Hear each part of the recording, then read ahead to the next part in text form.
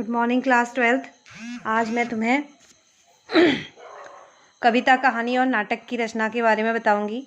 कविता, कहानी और नाटक हमारे क्लास 12th में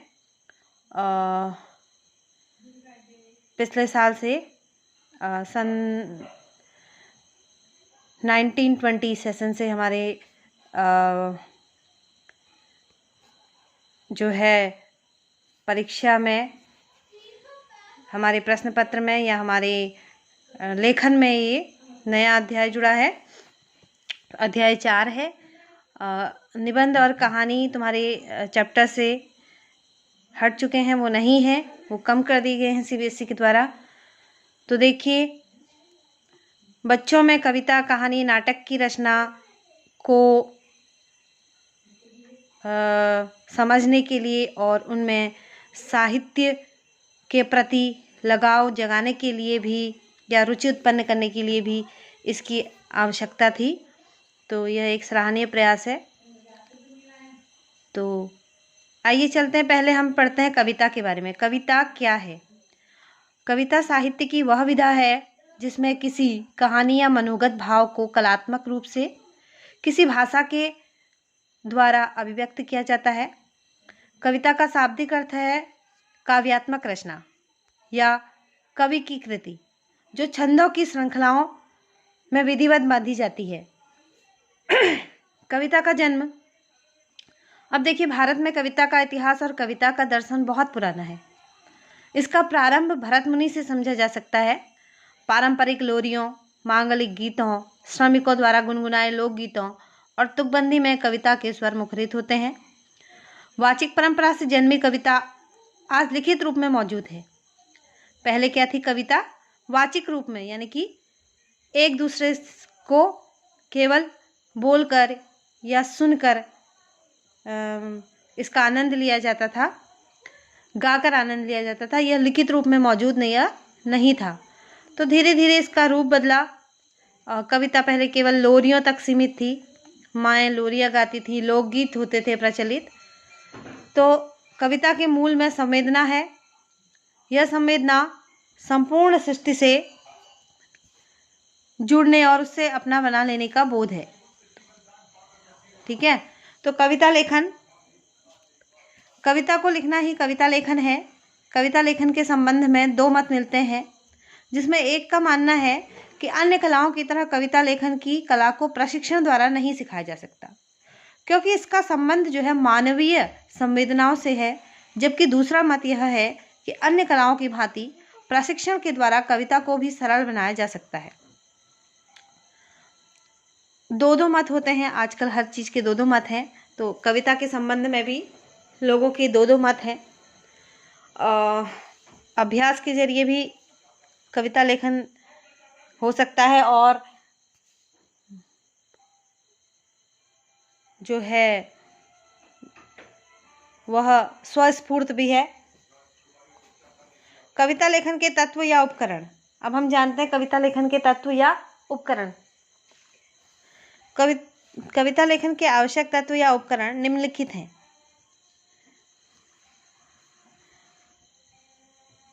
पहला है शब्द। कविता लेखन का पहला तत्व या उपकरण शब्द है। शब्दों से मेलजोल कविता की पहली शर्त है।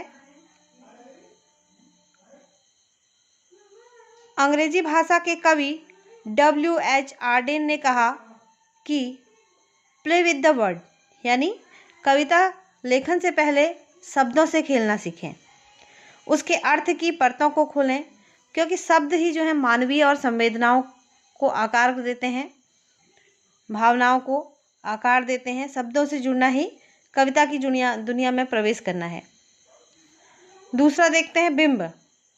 बिंब जो है कविता को इंद्रियों से पकड़ने में सहायक होते हैं।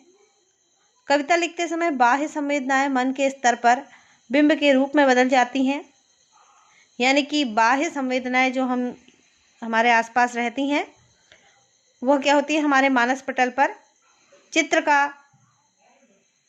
आभास कराती हैं और वही चित्र जो हैं हमें कविता लिखने में सहायक होते हैं। बिंब या चित्र का प्रभाव मन पर अधिक पड़ता है। कविता की रचना करते समय शुरुआत में दृश्य और श्रव्य बिंब की संभावना तलाश करनी चाहिए। अब देखिए छंद। छंद क्या है कविता के लिए? आंतरिक लय। आजकल छंदों का इतना महत्व नहीं है कविता में। पहले छंद का बहुत महत्व हुआ करता था कवियों के लिए। आजकल तो लोग बिना छंद के भी कविताएं लिख दे रहे हैं। तो देखिए छंद कविता का अनिवार्य तत्व है। छंद के अनुशासन की जानकारी के बिना आंतरिक लय का निर्वाह असंभव है। अतः कविता लिखने से पूर्व छंद की बुनियादी जानकारी होना आवश्यक है।